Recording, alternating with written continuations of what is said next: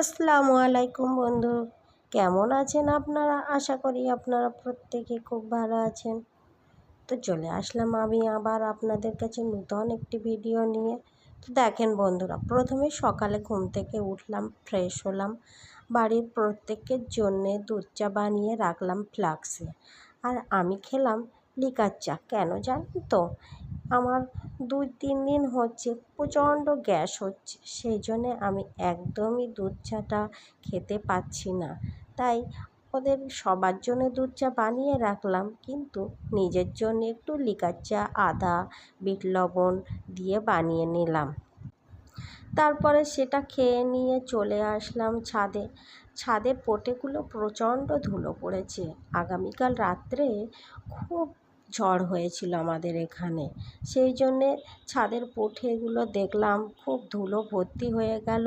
তো ওগুলো একটু সুন্দরভাবে ঝাঁটপাট দিয়ে নিই রান্নার আগে। তা ওটাকে আমি সুন্দরভাবে ঝাঁটপাট দিলাম, তারপরে মুছে নিলাম। চারিধারে যেন ঝড় হলে প্রচণ্ড ধুলো হয়। প্রায় বৈশাখের প্রথমের দিকে থেকে শেষ দিক পর্যন্ত বেশি অংশ দিনেই কিন্তু ঝড় বৃষ্টিই হয়। আর ঝড় হলে তো ঘরবাড়ির অবস্থা একদমই দেখা যায় না। চারিধারে ধুলো, এধারে ধুলো ওধারে ধুলো, প্রচণ্ড খিচখিচ করতে থাকে। তো আবহাওয়া যেমন যখনই হবে তখনই আমাদের কিন্তু সব কিছু মানিয়ে নিতে হবে। ওপর আল্লাহ তাআলার অশেষ কৃপায় শুনেছি যে গ্রামে প্রচণ্ড বৃষ্টি হয়, আল্লাহ তাআলার অশেষ রহমত পড়ে সেখানে। আল্লাহ খুশি হয়ে আমাদের গ্রামটাতে বৃষ্টি দেয়। তাই আমাদের অবশ্যই খুশি হওয়া দরকার যে আমাদের গ্রামে প্রায় অংশই কিন্তু ঝড় বৃষ্টিই হচ্ছে। আপনাদের ওখানে কেমন হচ্ছে আমি ঠিক জানি না। আবহাওয়া সব জায়গায় কি সমান যায়? আমার এই যে ভিডিওগুলি যে কে কোথা থেকে দেখছে তা তো ঠিক জানি না। তাই কলকাতার দিকে তো প্রচণ্ড ঝড় বৃষ্টি তো 1-2 দিন অন্তর অন্তরই হচ্ছে। আর আমার ভিডিওটি সারা জায়গায় হয়তো দেখছে। তো দেখেন বন্ধুরা, সকালে ব্রেকফাস্টে আজকে আর কিছুই বানাইনি। ছেলে বলল আজকে শুক্রবার, আম্মা আজ আমি বাড়িতে আছি, শুক্রবারের দিনে খিচুড়ি বানাও সকালের ব্রেকফাস্টে।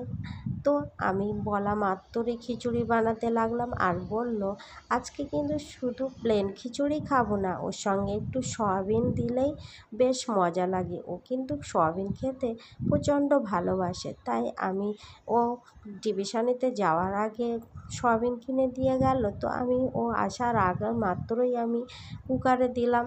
জানি আপনাদের দাদাভাইও তো একটু খেয়ে যেতে পারবে, তাই বাড়ির প্রত্যেকে যাতে খেতে পারে তাড়াতাড়ি ঝটপট আমি কুকারে দিয়ে কমপ্লিট করলাম এই খিচুড়িটা।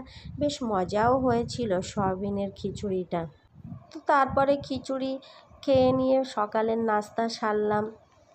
এরপর কোটা বাছাগুলো মা করে রাখলো, আমি এসে চটপট রান্না শুরু করে দিলাম।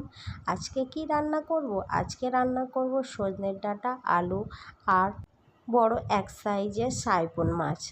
বেশ বড় সাইজেরই ছিল এই সাইপন মাছটা। তো আমি ওটাকে নুন হলুদ দিয়ে ম্যাগনেট করে রাখলাম। আর তার মধ্যে আমি এই ডাঁটাটা আগে কষে কষে রান্না করলাম। মাছটা যখন ম্যাগনেট করে রাখবেন দেখবেন একটু ভাজলে ওর মধ্যে আলাদা টেস্ট বা ফ্লেভার আসে। যখনই আমি মাছ রান্না করি তখন মাছটা কিন্তু কিছুক্ষণ আগে ম্যাগনেট করে রাখি।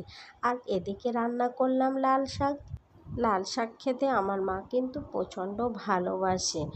আর আপনাদের দাদাভাইও কিন্তু ভালোবাসে, কিন্তু আমি বেশি ভালোবাসি ঢ্যাঁড়সের তরকারি।